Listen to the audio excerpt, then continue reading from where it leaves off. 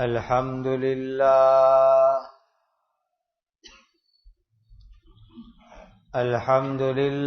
الذي هدانا للإسلام أشهد أن لا إله إلا الله وحده لا شريك له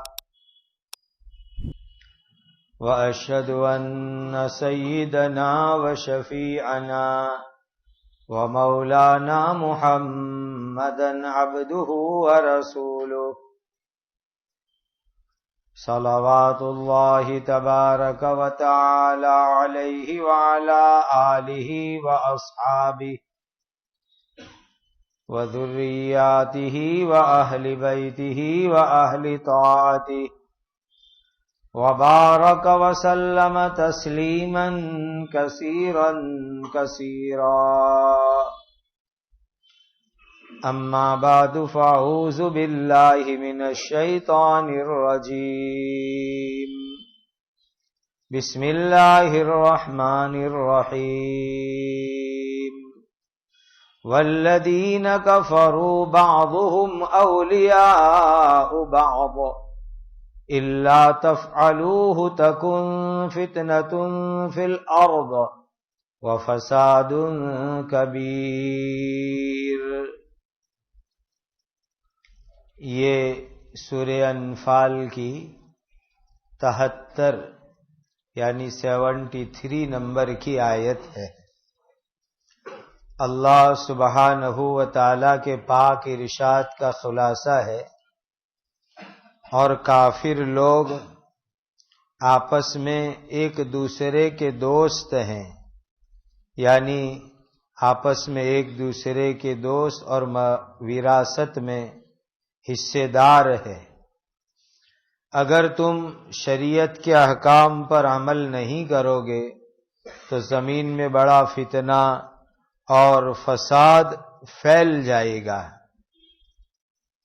والذین آمنوا وہاجروا وجاہدوا فی سبیل اللہ والذین آووا ونصروا اولئک هم المؤمنون حقا لهم مغفرۃ ورزق کریم۔ اور جو لوگ ایمان لائے اور انہوں نے ہجرت کی اور اللہ کے راستے میں وہ جہاد کرتے رہے، اور جن لوگوں نے ہجرت کرنے والوں کو رہنے کی جگہ دی اور ہجرت کرنے والوں کی مدد کی، وہی سچے ایمان والے ہیں، ان کے لیے مغفرت اور عزت کی روزی ہے۔ والذین آمنوا من بعد وہاجروا وجاہدوا معکم فَأُولَئِكَ مِنْكُمْ وَأُولُو الْأَرْحَامِ بَعْضُهُمْ أَوْلَى بِبَعْضٍ فِي كِتَابِ اللَّهِ إِنَّ اللَّهَ بِكُلِّ شَيْءٍ عَلِيمٌ۔ اور جو لوگ صلح حدیبیہ کے بعد ایمان لائے اور ہجرت کی اور تمہارے ساتھ مل کر اللہ کے راستے میں جہاد کیا، سو وہ لوگ بھی تم ہی میں ثواب اور مرتبے کے اعتبار سے شامل ہیں، اور اللہ تعالیٰ کے حکم کے مطابق رشتہ دار آپس میں ایک دوسرے کی وراثت کے زیادہ حقدار ہے۔ یقیناً اللہ تعالیٰ ہر چیز کو اچھی طرح جانتے ہیں۔ یہ 75 نمبر کی آیت پر الحمدللہ سورۃ الانفال مکمل ہو رہی ہے۔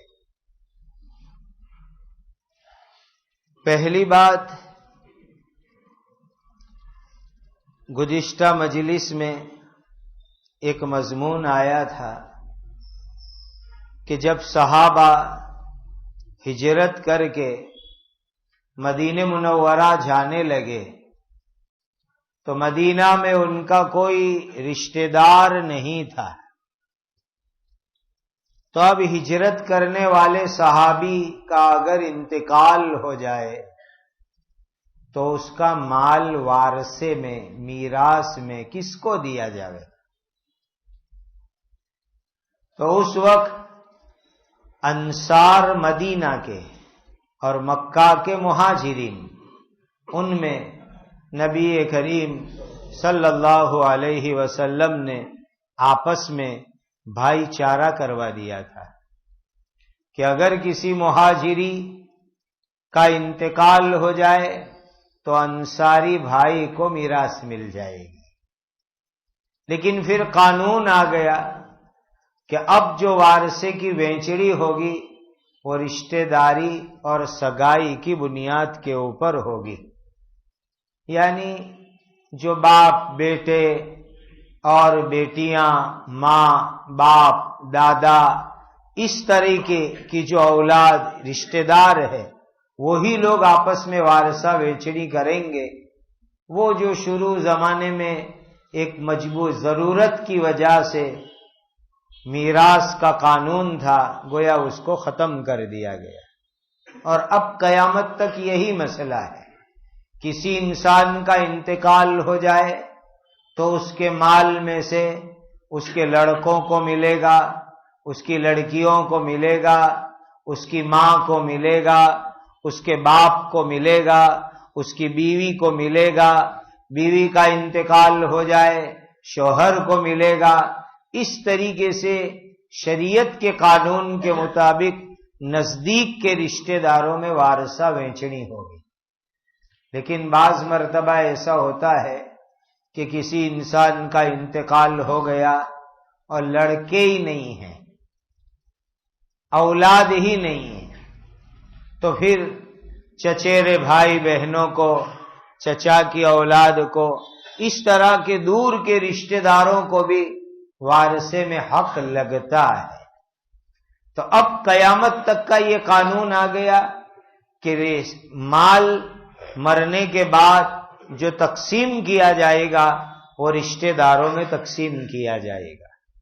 اس کے بعد اللہ تعالی ارشاد فرماتے ہیں، وہ ایمان والے کتنے اچھے صحابہ کہ جو حدیبیہ کی صلح سے پہلے ایمان لے آئے تھے۔ ہجرت کے 6 سال میں صلح حدیبیہ ہوئی، اس موقع سے پہلے جو لوگ ایمان لے آئے وہ بہت اچھے ایمان والے سمجھے گئے، ان کا درجہ تھوڑا اونچا رکھا گیا۔ جیسے کہ جو صحابہ مکی زندگی میں ایمان لائے، مکہ میں ایمان لائے، ان کا درجہ بہت اونچا ہے، اس لیے کہ مکہ میں دشمنوں کی مار کھا کر، ان کے ظلم کو برداشت کر کے وہ لوگ ایمان لائے تھے، اسی لیے ان کا ایمان زیادہ قیمتی اور زیادہ ثواب والا سمجھا گیا۔ اور مدینہ جانے کے بعد تھوڑے حالات ٹھیک ہوئے، مکہ کے کافروں کا ظلم ختم ہوا، اسی لیے مدینہ میں جو صحابہ ایمان لائے ان کا ثواب پہلے صحابہ سے تھوڑا کم رہا۔ پھر مدینہ جانے کے بعد بھی 2 طبقے، ہجرت کے بعد ایمان لانے والے اور ہجرت کے 6 سال کے بعد ایمان لانے والے۔ ہجرت کا پہلا سال، دوسرا سال، تیسرا سال، چوتھا سال، 5واں سال، 6واں سال، وہاں تک ایمان لانے والے۔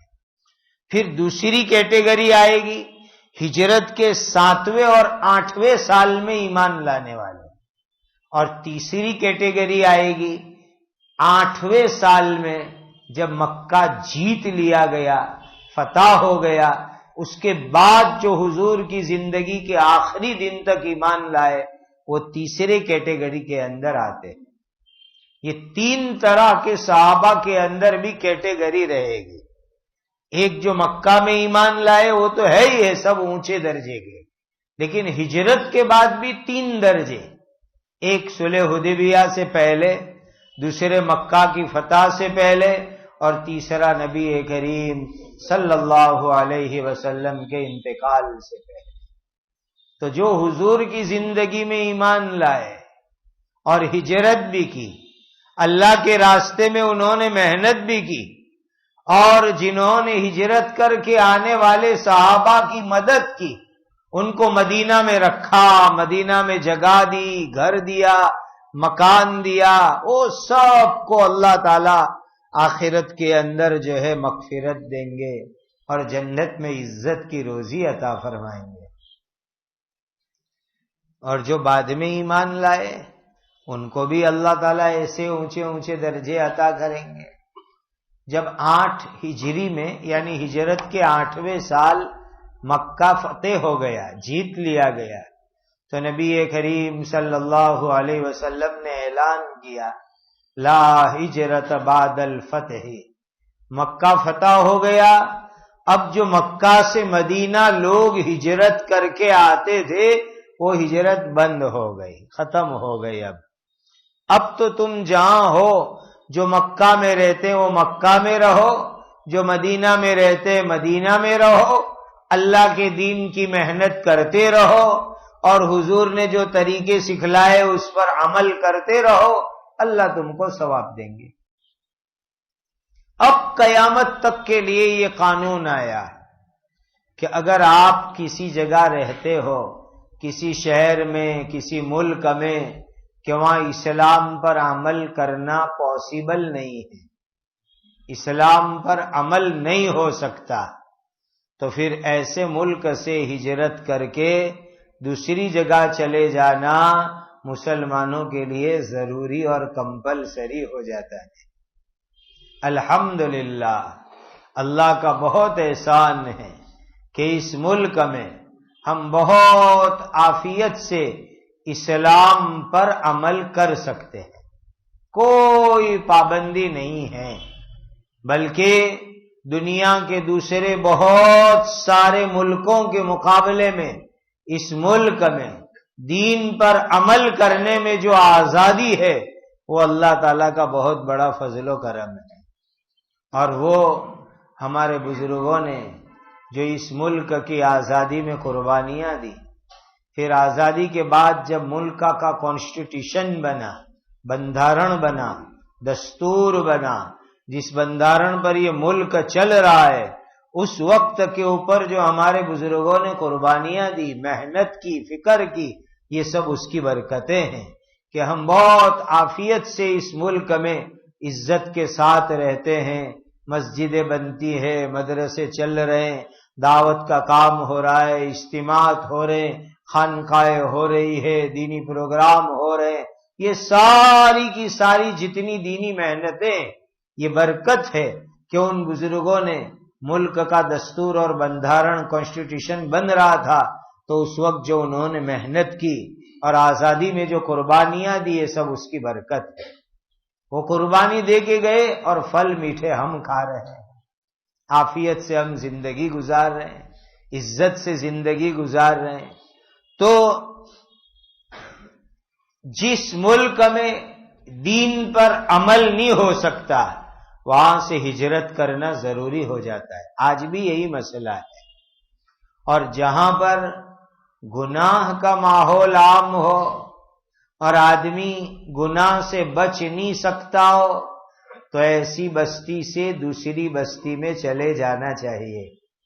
آپ کسی کالونی میں رہتے ہیں، کسی اپارٹمنٹ میں رہتے ہیں کہ وہاں کھلم کھلا گناہ کے کام ہوتے ہیں اور وہاں آپ گناہ سے نہیں بچ سکتے، وہاں رہیں گے تو آپ اور آپ کی اولاد بھی گناہ میں مبتلا ہوگی، ہو رہی ہے، تو پھر اس سوسائٹی کو، کالونی کو، اپارٹمنٹ کو، فلیٹ کو، اس گاؤں کو، اس شہر کو چھوڑ کر کے دوسری جگہ چلے جانا چاہیے کہ جہاں جا کر کے آپ کی اور آپ کے گھر والوں کی گناہ اور برائی سے حفاظت ہوئے۔ یہ بھی آج کے حالات کے اندر شریعت کا قانون ہے۔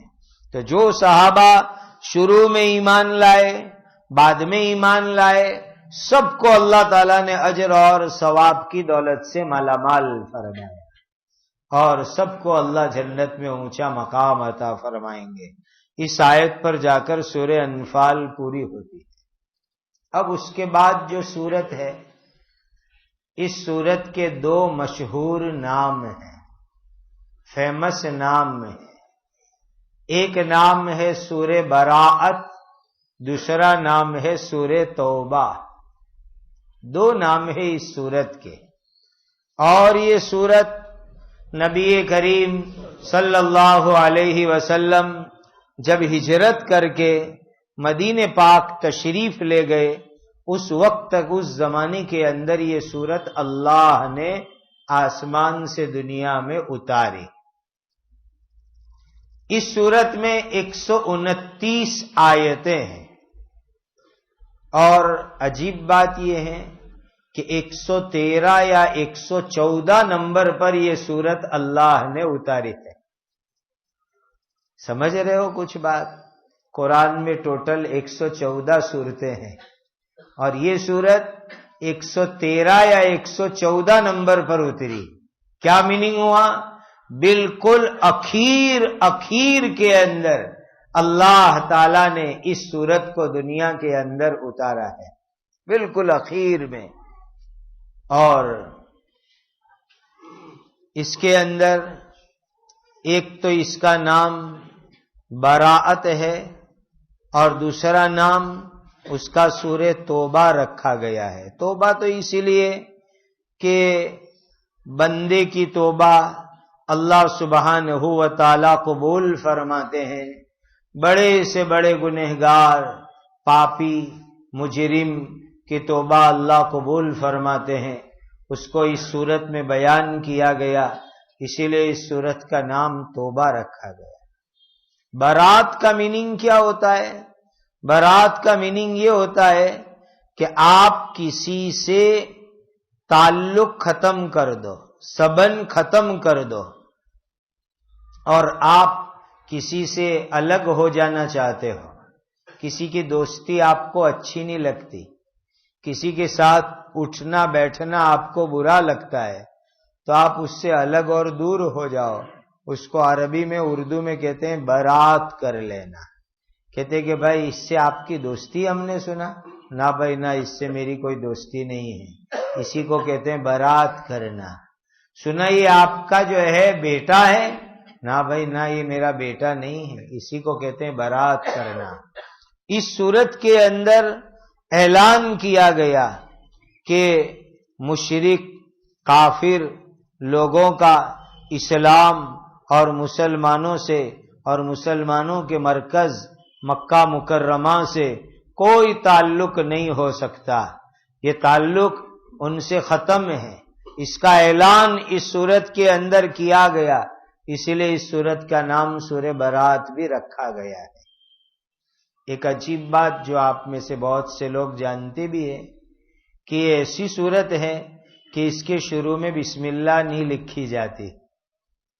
پورے قرآن میں 114 میں سے 113 سورت کے شروع میں بسم اللہ لکھی ہوئی ہے، اور اس سورت کے شروع میں بسم اللہ نہیں لکھی جاتی، جگہ خالی چھوڑی جاتی ہے بسم اللہ لکھنے کی، لیکن بسم اللہ لکھتے نہیں ہیں۔ کیا ریزن، کیا وجہ ہے اس کی؟ تھوڑا اس کو سمجھ لو۔ یہ قرآن جیسا کہ آپ جانتے ہیں پورا ایک ساتھ اللہ تعالیٰ نے اتارا نہیں ہے، بلکہ تھوڑا تھوڑا تھوڑا کر کے 22.5 سال میں اللہ نے قرآن اتارا، تقریباً 23 برس میں پورا قرآن اللہ نے اتارا۔ اور یہ صورتیں جو ہیں، یہ پوری صورتیں بھی ایک ساتھ اللہ نے زیادہ نہیں اتاری، بعض چھوٹی صورتیں پوری اتری، لیکن جو بڑی صورتیں وہ بھی ایک ساتھ اللہ تعالیٰ نے نہیں اتاری، بلکہ کیا ہوتا تھا، جیسی ضرورت، جیسا موقع، جیسا تقاضا، اس کے مطابق اللہ تعالیٰ آسمان سے کوئی آیت اتارتے، کوئی سورت اتارتے، اس طرح چلتا رہتا تھا۔ اب نبی کریم صلی اللہ علیہ وسلم صحابہ کو قرآن لکھواتے تھے۔ جب بھی قرآن کی کوئی آیت آتی تو ایک لکھنے والی ٹیم تھی، جماعت تھی، پوری ایک ٹیم حضور کے یہاں تھی جو قرآن لکھنے کا کام کرتے تھے۔ اور اس زمانے میں لکھنے کے لیے آج کی طرح کاغذ اتنا ایزی نہیں تھا، اتنا آسان نہیں تھا، کاغذ بہت مشکلی سے ملتا تھا۔ یہ تو سمجھو اللہ کا احسان ہے، ہمارے زمانے میں کاغذ بہت ایزی مل جاتا ہے، اس وقت کاغذ اتنا آسان نہیں تھا، بہت محنت سے کاغذ بنتا بھی تھا۔ وہاں مصر میں، کیرو میں دیکھا کہ کاغذ پرانے زمانے میں کیسے بنتے تھے، تو بانس لاتے تھے، پھر بانس کو سڑاتے تھے، پھر سڑا کر کے اس میں کتنی پروسیجر کرے، کتنے دنوں تک، مہینے، 2-4 مہینے، 6 مہینے تک، پھر جا کر کے اس میں سے کاغذ بنتے تھے۔ بہت مشکل تھے اس زمانے میں کاغذ۔ تو قرآن کبھی کاغذ مل گیا، اس پر لکھا، کبھی یہ جو درخت ہوتے ہیں اس کے اوپر چھال ہوتی ہے، اس کا چھلکا ہوتا ہے، وہ نکال کر اس پر قرآن لکھتے تھے۔ کبھی کھجور کی لکڑیوں پر، کھجور کی جو ڈالیاں ہوتی ہے، شاخ ہوتی ہے، ٹہنی ہوتی ہے، وہ تھوڑی چوڑی ہوتی ہے، تو اس کے پتے نکال کر اس پر قرآن لکھا جاتا تھا۔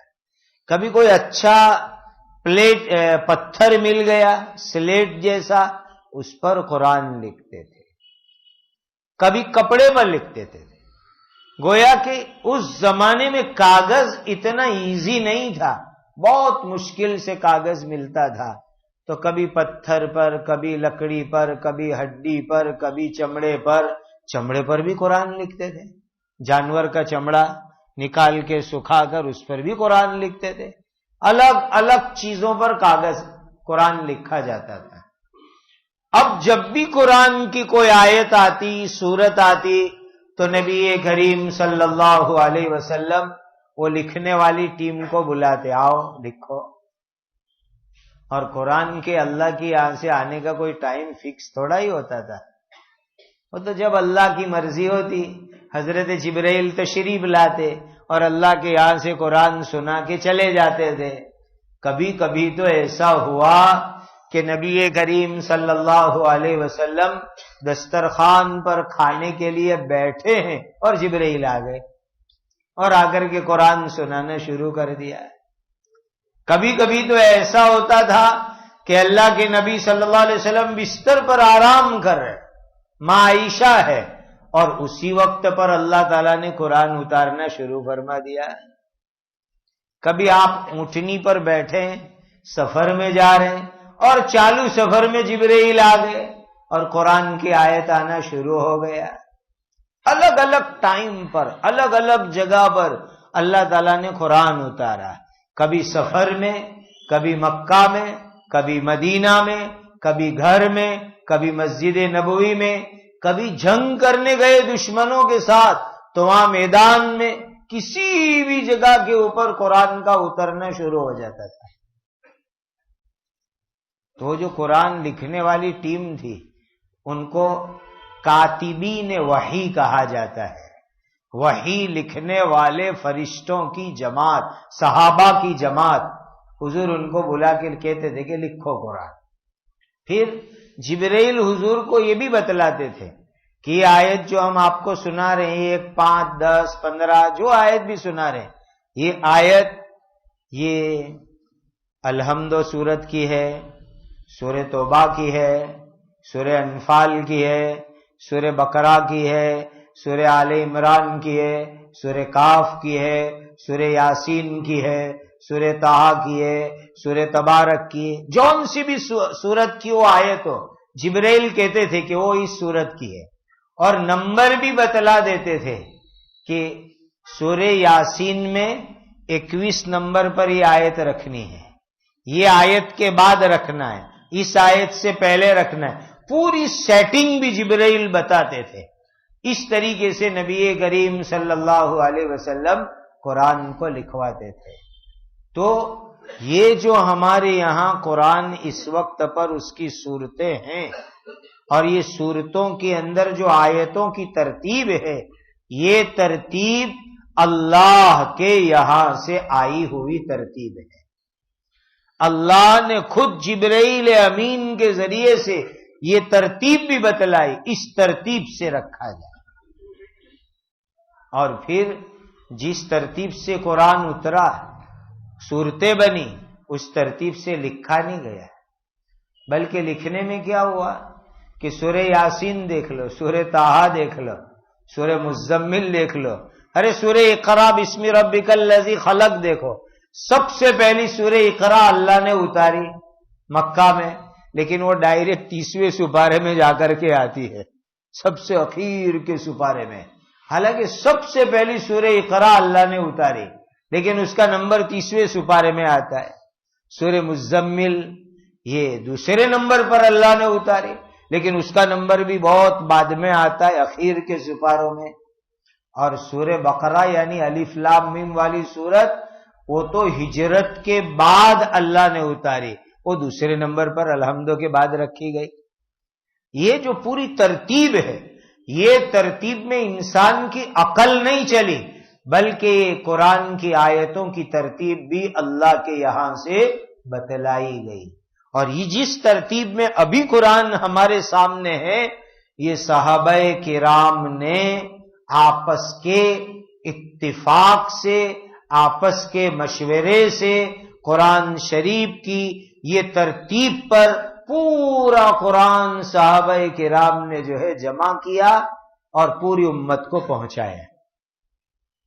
حضور کے زمانے میں بہت محنت ہوئی، بعد میں حضرت ابوبکر صدیق کے زمانے میں، پھر باقاعدہ اس کو پوری دنیا میں پھیلانے کی خدمت حضرت عثمان رضی اللہ تعالیٰ عنہ نے کی، تیسرے خلیفہ، نبی کریم صلی اللہ علیہ وسلم کے ڈبل داماد۔ پہلے ایک بیٹی سے حضور نے شادی کرائی، انتقال ہو گیا تو دوسری بیٹی سے شادی کرائی۔ جب دوسری بیٹی کا انتقال ہو گیا تو حضور نے فرمایا میری 40 بیٹیاں اگر ہوتی تو ایک ایک کر کے میں عثمان غنی کے نکاح میں دیتا۔ وہ حضرت عثمان نے قرآن کو پوری دنیا میں پھیلانے کی بڑی خدمت کی۔ 7 قرآن سب سے پہلے حضرت عثمان نے تیار کروائے، سب سے پہلے اس طرح لکھے ہوئے قرآن تیار کروائے حضرت عثمان رضی اللہ تعالیٰ نے۔ 7 کاپی تیار کرائی۔ آج کی طرح پریس نہیں ہوتے تھے، ہاتھ سے لکھنا، چمڑے پر لکھنا، اعلیٰ قسم کا وہ اینٹک کاغذ پہ لکھنا، پھر اس کو تیار کرنا، بہت محنت کا کام ہوتا تھا۔ اور 7 قرآن تیار کر کے اس زمانے میں جو اسلامک ورلڈ تھا، اسلامی جگت، اس کے جو بڑے بڑے مرکز تھے، کیپٹل تھے، سینٹر تھے، ہر جگہ ایک ایک قرآن حضرت عثمان نے بھیج دیا۔ ایک مصر بھیجا، ایجپٹ، اور ایک حضرت عثمان نے اپنے پاس بھی رکھا، شام بھیجا اور دوسری جگہوں پر بھیجا، اور ایک اپنے پاس رکھا۔ جو قرآن اپنے پاس رکھا حضرت عثمان رضی اللہ تعالیٰ عنہ نے، اسی قرآن کو پڑھتے پڑھتے دشمنوں نے حضرت عثمان کو پیچھے سے بالا مارا، نیزہ مارا، خنجر مارا، اور اسی قرآن کو پڑھتے پڑھتے حضرت عثمان شہید ہو گئے، اور آپ کے خون کا فوارہ اڑا اور پورا قرآن خون والا ہو گیا۔ اور قدرتی بات، جب حضرت عثمان قرآن پڑھ رہے تھے اور دشمن نے پیچھے سے مارا تو قرآن کی کون سی آیت تھی؟ پہلے گزر چکی ہے، فَسَيَكْفِيكَهُمُ اللَّهُ وَهُوَ السَّمِيعُ الْعَلِيمُ، اللہ ان دشمنوں کو کافی ہے اور اللہ سننے والے اور جاننے والے ہیں۔ اس آیت پر پہنچے اور دشمنوں نے پیچھے سے مارا اور حضرت عثمان شہید ہو گئے۔ وہ حضرت عثمان کے خون مبارک والا قرآن الحمدللہ اس گنہگار آنکھ نے دیکھا ہے، اب تک وہ قرآن مجید موجود ہے حضرت عثمان کے خون کے چھینٹوں کے ساتھ، اور اسی آیت پر چھینٹے ہیں فَسَيَكْفِيكَهُمُ اللَّهُ وَهُوَ السَّمِيعُ الْعَلِيمُ۔ بڑا نورانی اور مبارک وہ نسخہ ہے حضرت عثمان رضی اللہ تعالیٰ عنہ والا۔ جو کتاب چھپتی رہتی ہے سفر کی کارگزاری، دیکھی ہوئی دنیا، اس کے پہلے حصے میں اور تیسرے حصے میں، اب تو وہ ساری گجراتی میں بھی آپ پڑھو تو پتہ چلے گا ہم نے کہاں دیکھا، کیسے دیکھا، اور کس طرح اس کی حفاظت ہوئی۔ عجیب و غریب وہ داستان ہے کہ آج تک 1400 سال سے امت میں اس کی کیسی حفاظت ہوئی، اور کیسے اس کی حفاظت ہو رہی ہے اس قرآن کی. تو حضرت عثمان نے قرآن سب سے پہلے باقاعدہ جمع کر کے دنیا کے اندر پھیلایا. اب جب حضرت عثمان کے حضور کے زمانے میں قرآن لکھا جاتا تو بسم اللہ الرحمن الرحیم یہ نشانی تھی کہ ایک سورت پوری ہو گئی، دوسری سورت شروع ہو رہی ہے. بسم اللہ جبرائیل لاوے تو سمجھ جانے کا ایک سورت پوری، اب نئی سورت چالو، یہ نشانی ہوتی تھی. اب عجیب بات یہ ہوئی کہ سورہ توبہ آئی، سورہ برات، لیکن بسم اللہ نہیں آئی. اور جیسا ابھی میں نے آپ کو بتلایا بالکل اخیر زمانے میں یہ سورت آئی ہے. 113 یا 114 نمبر پر یہ سورت اتری ہے. تو اب جب حضرت عثمان کے زمانے کے اندر صحابہ مشورے کے لیے بیٹھے کہ سورہ توبہ کہاں رکھنے کی، تو کہا وہی مسئلہ سمجھ میں نہیں آتا. کہا لگتا ایسا ہے کہ اس کے میننگ کو دیکھے تو سورہ انفال جیسی ہے، اس لیے سورہ انفال کے بعد رکھ دو. لیکن بسم اللہ تو آئی نہیں تھی، اس لیے کہا بسم اللہ مت لکھو. تو صحابہ نے آپس کے مشورے سے اس سورہ توبہ کو سورہ انفال کے بعد رکھا، اور چونکہ بسم اللہ آئی نہیں تھی اللہ کے یہاں سے، اسی لیے اس سورت کے شروع میں صحابہ نے بسم اللہ نہیں لکھی. اور صحابہ نے آپس میں مشورے سے جو کام کیا، اب قیامت تک امت کو اس کو ماننا ہے، امت کو اسی مشورے پر چلنا ہے، کوئی بھی اس میں ادھر ادھر نہیں کر سکتا. اسی لیے اب مسئلہ کیا ہوگا کہ آپ اوپر سے قرآن پڑھتے آ رہے، سورہ انفال پڑھتے پڑھتے یہاں آئے تو بسم اللہ الرحمن الرحیم اس کے شروع کے اندر کہو پڑھتے ہو کہ نہیں پڑھتے؟ پڑھتے ہو کہ نہیں پڑھتے ہو؟ نہیں پڑھتے ہیں. کیا پڑھتے ہیں؟ ایک خاص بات پڑھتے ہیں، مجھے یاد نہیں رہتی لیکن لوگ پڑھتے ہیں اعوذ باللہ من النار، ایسا ہی کچھ پڑھتے ہیں بہت سارے لوگ کہ میں اللہ تعالیٰ سے حفاظت چاہتا ہوں کہ اللہ تعالیٰ آگ سے میری حفاظت کرے، ایسا کچھ لوگ پڑھتے ہیں اعوذ باللہ من النار. تو اگر کوئی آدمی اوپر سے سورہ انفال سے سورہ توبہ پڑھتا ہوا آئے تو اس کو بسم اللہ نہیں پڑھنی ہے. لیکن اگر یہیں سے شروع کرے تلاوت کو تو اعوذ بھی پڑھے گا، بسم اللہ بھی پڑھے گا.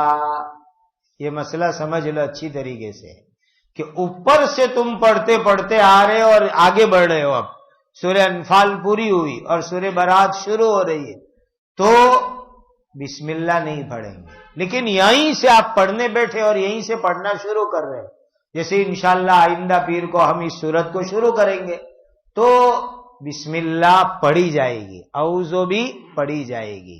یہ جو ہے اس کا قانون رکھا گیا، تو لکھا نہیں گیا لیکن یہیں سے شروع کرے تو پڑھنے کا، اوپر سے پڑھتے پڑھتے آئے تو نہیں پڑھنے کا. اور یہ جو لوگ پڑھتے اعوذ باللہ من النار ایسی باتیں، اس کا کوئی ثبوت نہیں ہے، وہ ایسی باتیں، اس کو چھوڑ دینا چاہیے اگر کوئی پڑھتا ہوئے تو. اور یہ سورت اگر بیچ بیچ میں سے کوئی پڑھے تو بھی اعوذ بسم اللہ کے ساتھ اس کو پڑھنا شروع کرنا ہوگا.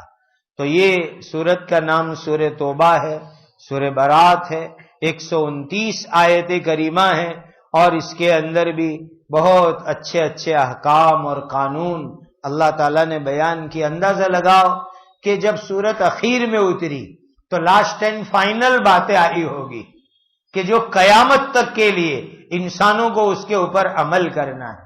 کوئی جو ہے منسوخ بات اس کے اندر عام متن نہیں ہے.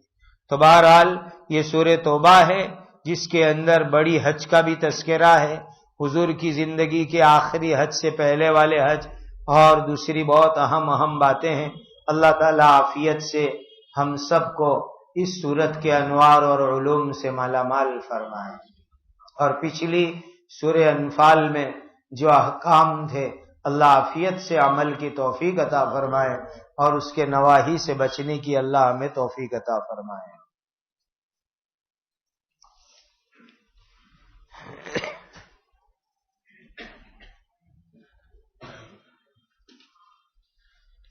ہمارے نورانی مکاتب کے ایک محسن نظام بھائی کے ابا گودھرا میں حاجی احمد کا انتقال ہو گیا. اللہ تعالیٰ ان کی بال بال مغفرت فرماوے، درجات کو جنت میں بلند فرماوے، کروٹ کروٹ کروڑوں رحمت نازل فرماوے. درود شریف پڑھ لو.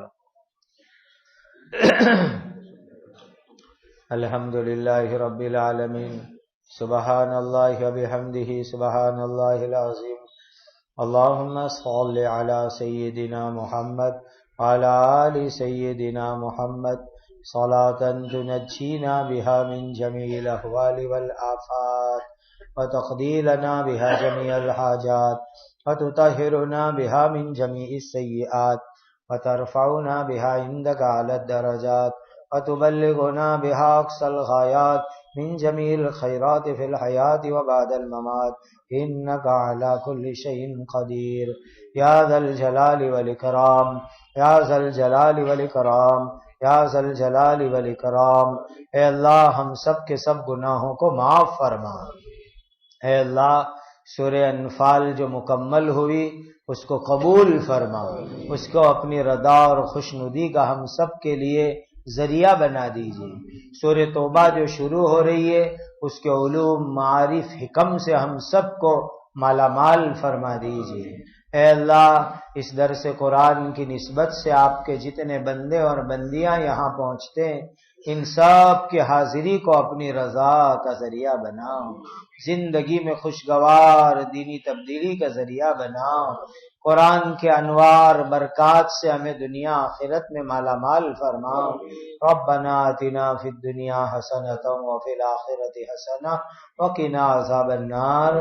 اللهم انا نسألك من خیر ما سألك منه نبیک سیدنا محمد صلی اللہ علیہ وسلم ونعوذ بك من شر ما استعاذك منه نبيك سيدنا محمد صلی اللہ علیہ وسلم وانت المستعان وعليك البلاغ ولا حول ولا قوة الا بالله العلي العظيم.